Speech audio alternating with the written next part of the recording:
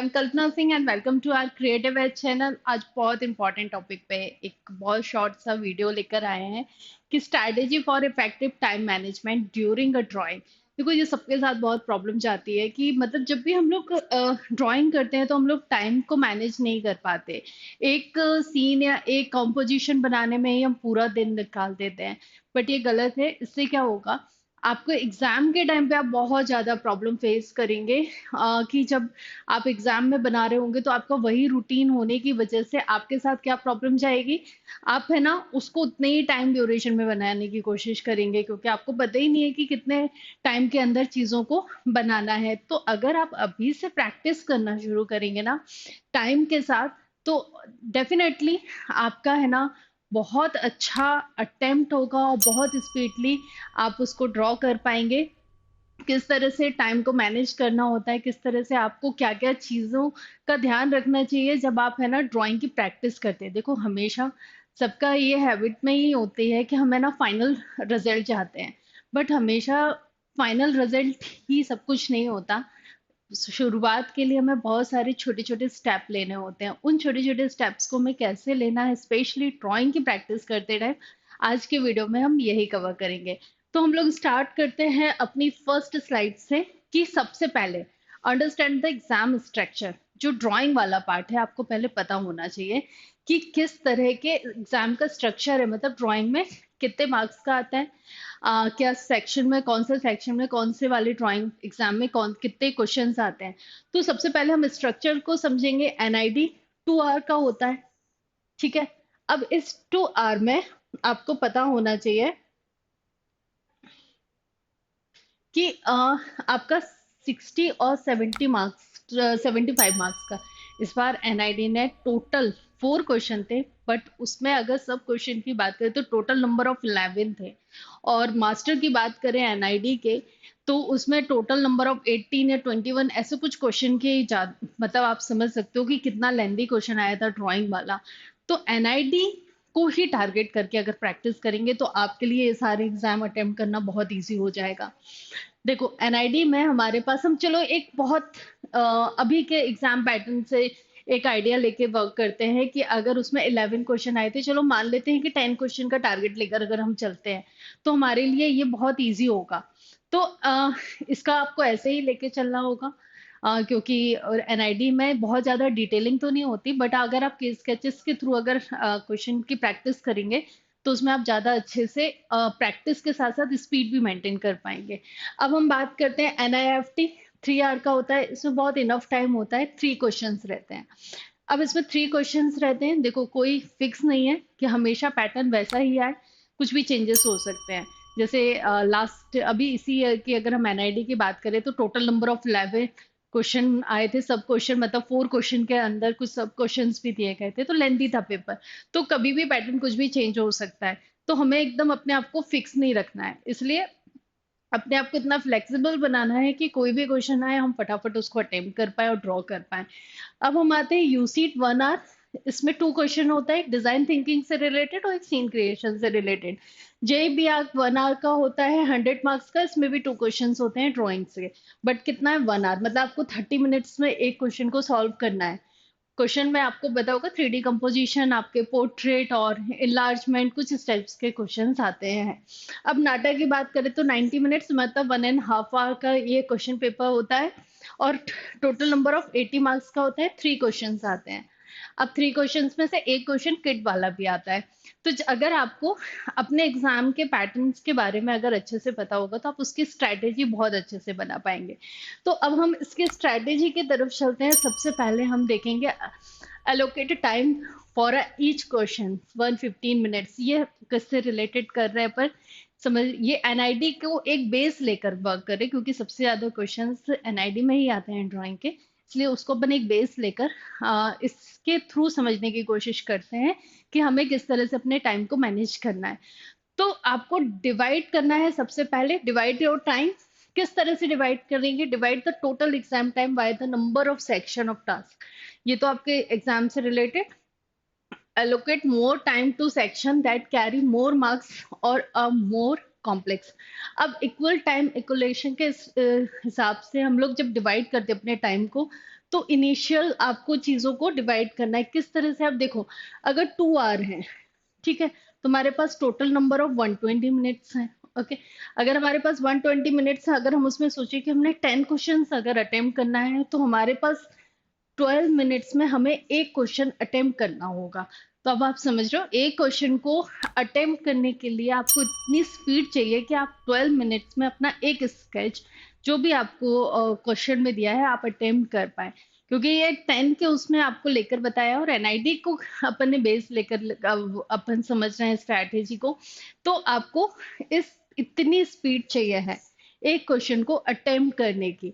तो जब भी आप स्टार्ट करेंगे तो आपको ये ध्यान में रखना है कि मुझे 12 मिनट्स के अंदर अंदर ही अपना क्वेश्चन अटेम्प्ट करना होगा, यानी कि ड्राइंग कंप्लीट करनी होगी। अब यहाँ तक आए कैसे, 12 मिनट्स तक हम स्पीड अपनी कैसे लेकर आए, तो अब हम इससे रिलेटेड स्ट्रेटेजी को समझेंगे। कैसे? देखो, सेट क्लियर गोल। सबसे पहले आप अपना एकदम फिक्स गोल बना के चलिए कि आपको क्या क्या चीजें करनी है। Define what you want to achieve in each drawing section. आपको पहले ये पता होना चाहिए, जब आप अपना सिलेबस पढ़ेंगे तो आपको सिलेबस रीड करने के बाद आपको पता चलेगा कि कौन कौन सा पार्ट है। अब कौन से पार्ट में आपको सबसे ज्यादा प्रॉब्लम हो रही है। Break down large project into smaller. देखो, ये तो करना ही नहीं है, ये तो करना ही नहीं है। स्टार्टिंग में आपको ये वाला पार्ट तो बिल्कुल ही भूल जाओ कि हमें एकदम से स्टार्ट कर देना है लार्ज चीजों को। इसको डिवाइड करना है आपको छोटे छोटे पार्ट्स में। छोटे छोटे पार्ट्स का मतलब है कि स्मॉलर, लाइक कि आपको डायरेक्टली रूम नहीं बनाना है। ठीक है, पहले आपको डायरेक्टली जैसे अब कोई सीन क्रिएशन से रिलेटेड, ऑब्जेक्ट ड्राइंग से रिलेटेड क्वेश्चन आ रहा है, तो हमारे में क्या होता है, हम सब उसको पूरा कंप्लीट करने की कोशिश करते हैं। No, this is a not a correct process. आपको क्या करना है, कुछ इस टाइप्स की गाइडलाइन का यूज करके ज्योमेट्रिकल शेप्स को बनाना है। जैसे कि आप देख रहे हो, ये वैनिशिंग पॉइंट है। डिफरेंट डिफरेंट आई लेवल में अलग अलग एक ही सीन को अलग अलग क्रिएट करना है। आपको ऐसे छोटे छोटे की स्केचेस की प्रैक्टिस करनी है, ना कि फाइनल कोई भी आपको सीन या ड्राइंग कंप्लीट बनानी है। सिर्फ आपको इस टाइप के स्केचेस बनाने की प्रैक्टिस डालनी है स्टार्टिंग में। ठीक है, जिससे आपका क्या होगा, एक तो आपकी स्पीड बढ़ेगी, लाइन क्वालिटी अच्छी आएगी। लाइन क्वालिटी के साथ साथ आपको प्रोजेक्शन, मतलब कि हर एक चीज को कहाँ प्रोजेक्ट करना है या कहाँ पर उसको प्लेस करना है, उसका उसके लिए आपके अपने आप माइंड में एक आइडिएशन आने लगेगा कि इस पार्ट को अगर हम यहाँ रखेंगे तो ऐसा दिखेगा, इतनी हाइट होनी चाहिए। तो इस टाइप के जब आप छोटे छोटे से अपने की स्केचेस रेडी करेंगे, तो आप है ना बहुत सारी चीजों को सीख पाएंगे। जब आप आगे फाइनल वर्क करोगे तो बहुत स्पीडली अपने आइडिएशन के साथ उसको प्लेस कर पाओगे। अपने आइडिएशन के साथ बहुत अच्छा एक आप प्रेजेंटेशन दे पाओगे। तो छोटे छोटे स्केचेस की बात करना है, उनको छोटे छोटे पार्टों में डिवाइड करना है। एकदम से आपको फाइनल पर वर्क नहीं करना है और कुछ भी बहुत बड़ा अपना टारगेट नहीं लेना है। ओके, अब हम आते हैं नेक्स्ट वाली स्लाइड में। Prioritize your task. अब आपकी जो टास्क है, focus on the most important और चैलेंजिंग पार्ट। अब आपका जो चैलेंजिंग पार्ट है, ठीक है, आपका जो चैलेंजिंग पार्ट है, तो आपको इसमें क्या करना है, चैलेंजिंग वाले पार्ट में आपको नोट्स बनानी है कि मुझे ड्राइंग का ये वाला पार्ट बनाने में नहीं आ रहा है, मुझे ये चीज नहीं बनानी आ रही। जब आप छोटे छोटे से नोट्स रेडी कर लोगे, तब आपको drawing first when your energy, मतलब तब काम करना है जब कोई चीज टफ होती है ना, और हम अपने सबसे टायर्ड मूड में अगर करने की कोशिश करेंगे तो वो कभी भी हमसे नहीं बनेगी। तो हमें तब वो वर्क करना है जब हम बहुत फ्रेश माइंड रहते हैं, एनर्जेटिक रहते हैं, तब उस वर्क को लीजिए और फिर उस वर्क पे काम करिए जो आपका सबसे वीक पार्ट है ड्राइंग करने में। सबसे ज्यादा वीक पार्ट 101% ह्यूमन फिगर ही होगा, बट फिर भी ह्यूमन फिगर पे अगर आप वर्क करना चाहते हैं तो उनको ज्योमेट्रिकल शेप्स में डिवाइड करिए। अगर आप ज्योमेट्रिकल शेप्स में उसको डिवाइड करेंगे तो आपके लिए बहुत इजी होगा उसको फाइनल में तक लाने से पहले उसका करेक्ट प्रोपोर्शन समझने में। तो इसको भी एकदम से ह्यूमन फिगर नहीं बनाना है, छोटे छोटे पार्ट में, यानी कि ज्योमेट्रिकल फॉर्म में डिवाइड करके करिए। तो ये आपके इस टाइम पे जब आप कभी भी टास्क अपना स्टार्ट करते हो, तो आपको सबसे पहले वो टाइम देखना है जब आप बहुत ज़्यादा एनर्जेटिक फील करते हो, जब आप बहुत फ्रेश माइंड में होते हो, तभी वो वर्क करिए जो आपको सबसे ज़्यादा चैलेंजिंग लगता है। इससे आप जल्दी से जल्द लर्न करेंगे और फ्रस्ट्रेट नहीं होंगे और अपने आप को एकदम टायर्ड फील नहीं करेंगे। बस इस चीज़ का ध्यान जरूर रखना है। तो अब हम आते हैं नेक्स्ट वाले वीडियो में। अब आपको करना है क्रिएट अ शेड्यूल। शेड्यूल कैसे क्रिएट करना है? देखो, अब आपके पास ये 3 टाइम होते हैं, राइट? आपका मॉर्निंग सेशन के लिए आप बना सकते हो, आफ्टरनून के लिए, इवनिंग के लिए। अब इन टाइम में आप क्या चीज़ें करें जिससे आप ज़्यादा अच्छे से प्रैक्टिस कर पाओगे? देखो, जब भी आप कोई भी ड्राइंग स्टार्ट करना शुरू करते हो, तो आपका सबसे पहला टारगेट होता है warm exercise, gesture drawing, quick sketches. जैसे अभी आपको स्टार्टिंग में बताया था कि बहुत सारे नहीं, अपने रूम के स्केचेस बना लो, छोटे छोटे से की स्केचेस बनाओ, बट डिटेलिंग वाले नहीं, सिर्फ लाइन के। और उसमें प्रोजेक्शन किस टाइप का होना चाहिए कि लाइक कि आपने ज्योमेट्रिकल शेप्स को उधर पे रखा हुआ है। फ्रिज कैसा दिखता है? रेक्टेंगल का दिखता है, तो आप सिर्फ रेक्टेंगल बनाएंगे, ना कि फ्रिज बनाना शुरू करेंगे। तो इस टाइप से आपकी वार्म अप एक्सरसाइज सुबह मॉर्निंग में होनी चाहिए कि स्केचेस थ्रू जो कि 15 मिनट से ज़्यादा टाइम उसमें आप स्पेंड ना करें, बट डेली करेंगे तो उससे लाइन क्वालिटी में बहुत इंप्रूवमेंट आएगा। नेक्स्ट, अब आप, ये आपके ऊपर टाइम है, जस्ट एग्जाम्पल आपके लिए दिया है। आप इसमें से जो भी कंफर्टेबल टाइम आपके लिए हो, मॉर्निंग में 6, 7, 8, 9, 10, इसके टाइम के बीच का, मॉर्निंग का जो भी आपका कंफर्टेबल टाइम हो, उस अकॉर्डिंग आप करते हो।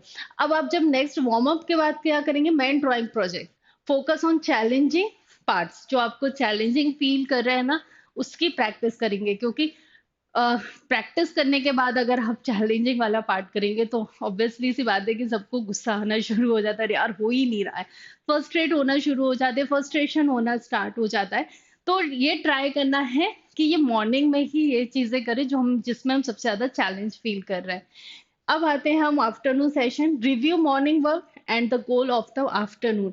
अब आपने जो सुबह किया है तो एक बार उसको जरूर देखें। देखो, हम जब भी अपने ड्राइंग को जितनी बार देखेंगे ना, और हमेशा थोड़ा सा डिस्टेंस से देखें, और हमेशा बिल्कुल पैरेलल देखें अपने आईज के, जिससे आपको अपनी मिस्टेक्स खुद समझ में आएगी कि आपने कहाँ क्या मिस्टेक्स की है। अब इसके बाद हम आते हैं आफ्टरनून सेशन में, सेकेंडरी ड्राइंग प्रोजेक्ट, जो भी आपका पार्ट हो, एनाटॉमी से लेके पर्सपेक्टिव, जिसको भी आप करना चाहें, तो ये आपका सेकंड पार्ट होना चाहिए आफ्टरनून सेशन में। ये समझ में आया? इवनिंग सेशन क्या है? लाइट ड्राइंग, डूडल करना, experiment with a new style, और डिजिटल डिजिटल प्रैक्टिस कर सकते हो पोर्टफोलियो के लिए अगर आप करना चाह रहे हो।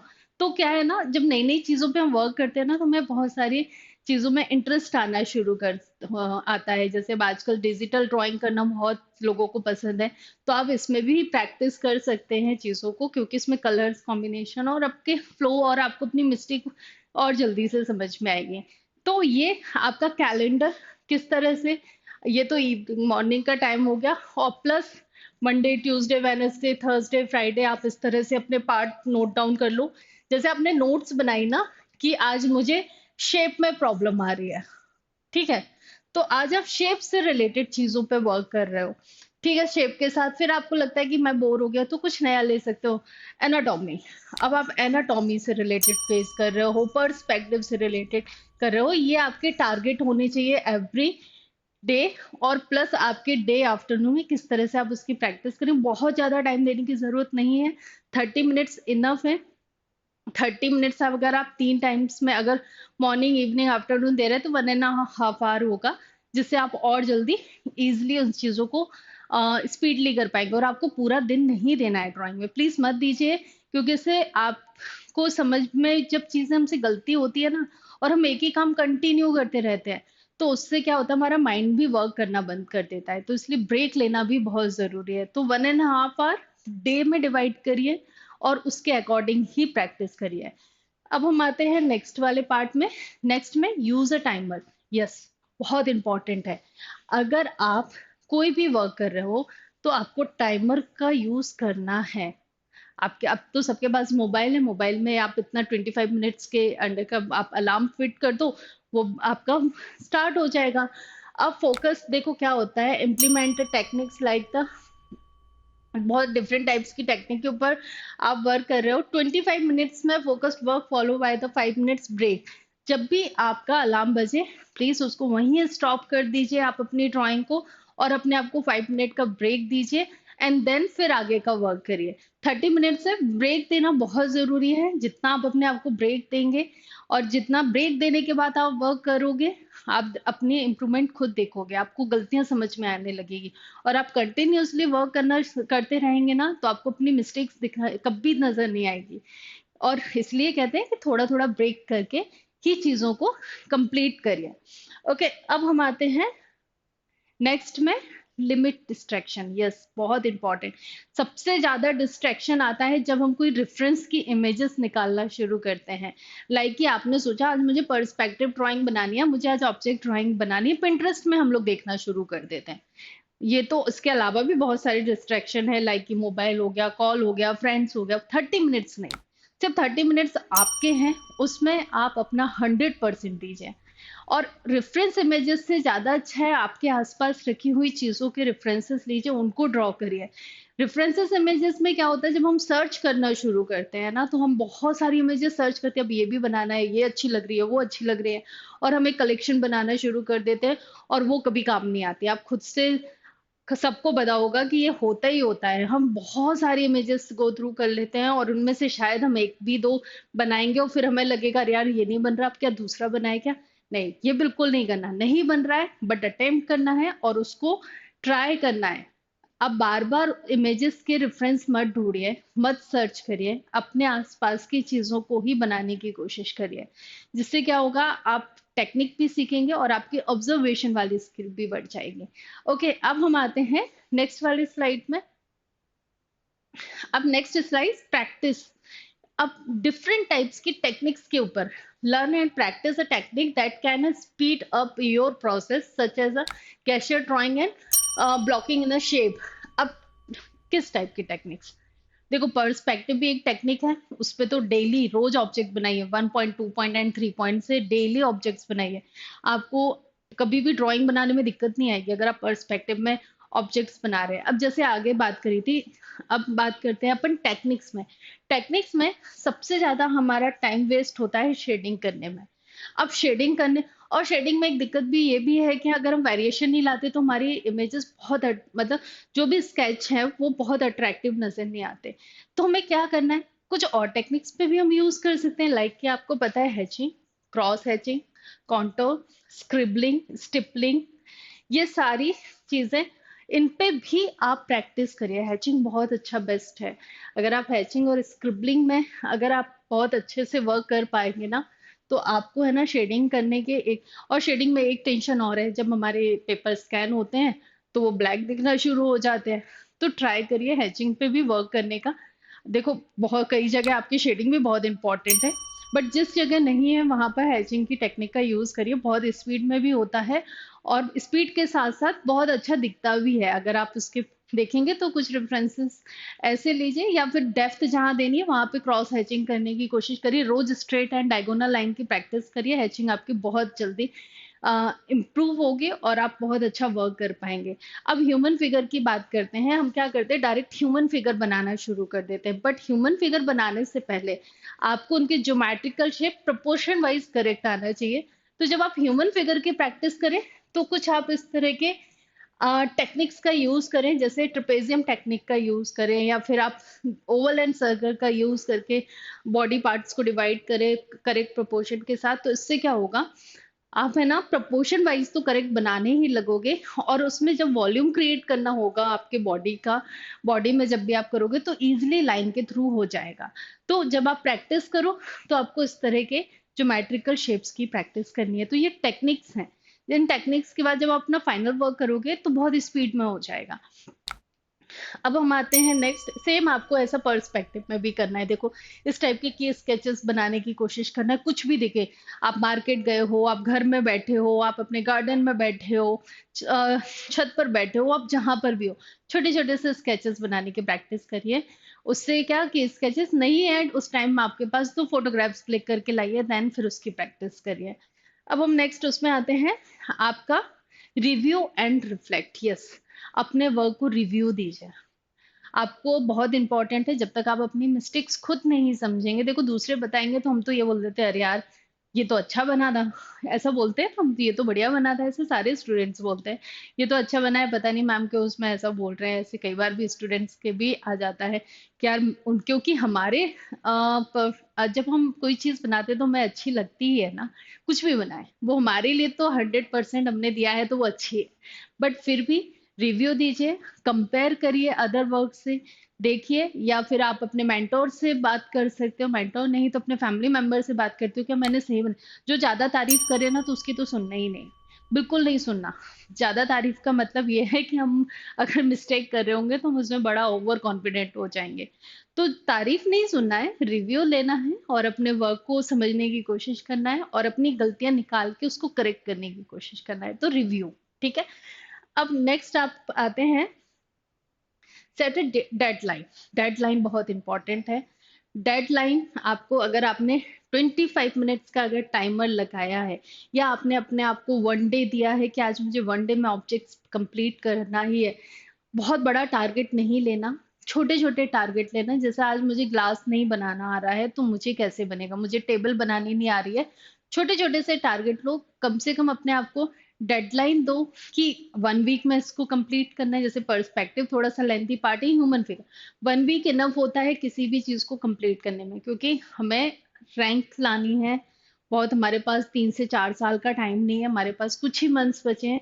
कुछ ही मंथ्स में हमें उन चीज़ों को कंप्लीट करना है, अपने स्किल अच्छी करनी है, तो उसके लिए अपनी डेडलाइन को फॉलो करना पड़ेगा। अगर आप डेडलाइन फॉलो नहीं करेंगे, आज और कल पे डालते जाएंगे, तो इससे आपका ही लॉस है। तो अपने डेडलाइन को फॉलो करें, अपने आप को मोटिवेट करें और खुद को ट्रैक करें कि आप कितना तक, कहाँ तक पहुंच गए हैं। जो आपने स्टार्ट किया था, जब आपने स्टार्टिंग में अपने टाइम टेबल बनाया था, आपने स्केड्यूल बनाया था, उस स्केड्यूल के अकॉर्डिंग आपने अपने आप को कितना आपने अचीव किया है अभी तक ड्राइंग में। तो ये बहुत इंपॉर्टेंट है। और अपनी डेडलाइन को बहुत सिंसियरली, या बोले कि बहुत सच्चाई के साथ फॉलो करें। तो जितना आप उसको फॉलो करेंगे उतना आपके लिए बेस्ट रहेगा। अब हम आते हैं नेक्स्ट वाले पार्ट में, जो है take care of your health. Yes, बहुत इंपॉर्टेंट है। क्योंकि देखो हम लोग जब अपने आप को बिल्कुल, क्योंकि एआईआर रैंक लाना 1, 2, 3 या टॉप 10 में आने जो हमने सपना देखा है, उसको पूरा करने के लिए हम कई बहुत सारे स्टूडेंट है, बहुत बहुत अपने आप को मतलब उस लेवल तक वर्क करना शुरू कर देते हैं जिससे उनके हेल्थ पर इफेक्ट पड़ता है।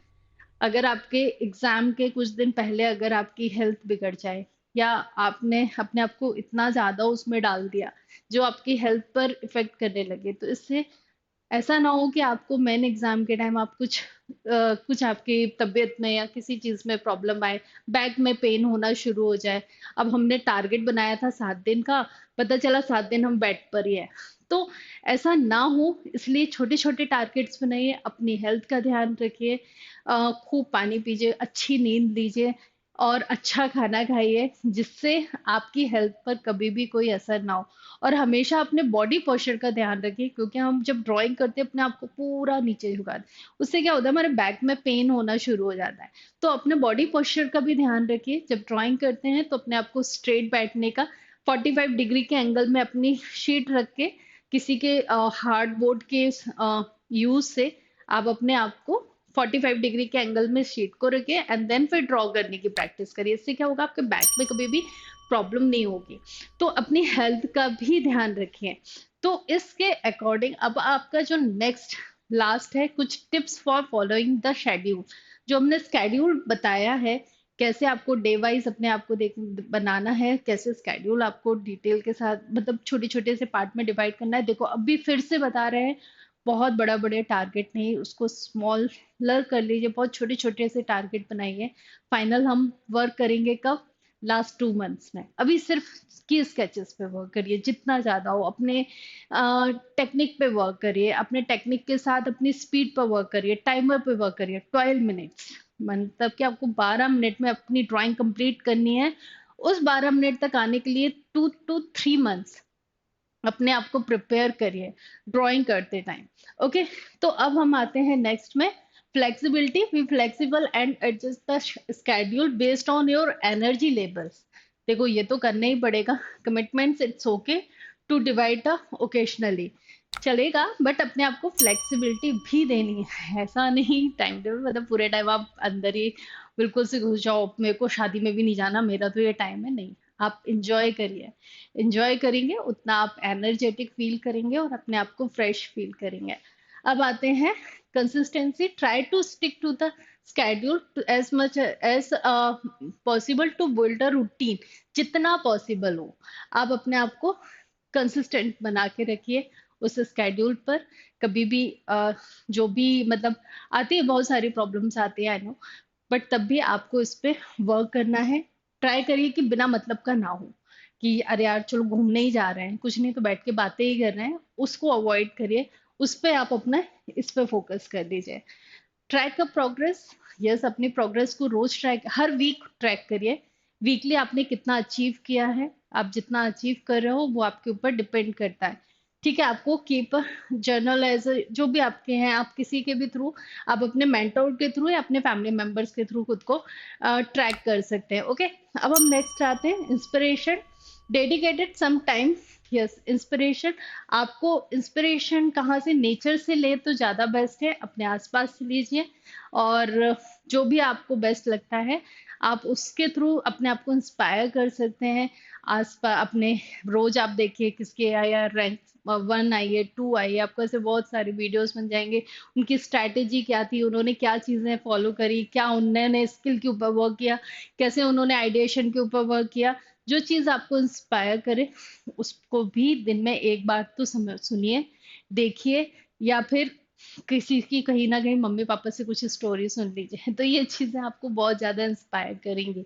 और नेचर से भी, जब आप ड्राइंग करते हो तो आपको बहुत सारी चीजें नेचर से लेकर डेली बैठ जाइए, रोज एक पत्ती की भी प्रैक्टिस करेंगे ना, लीव, स्टिक, इनको बनाने की कोशिश करिए तो आप बहुत नई नई चीजें सीखेंगे।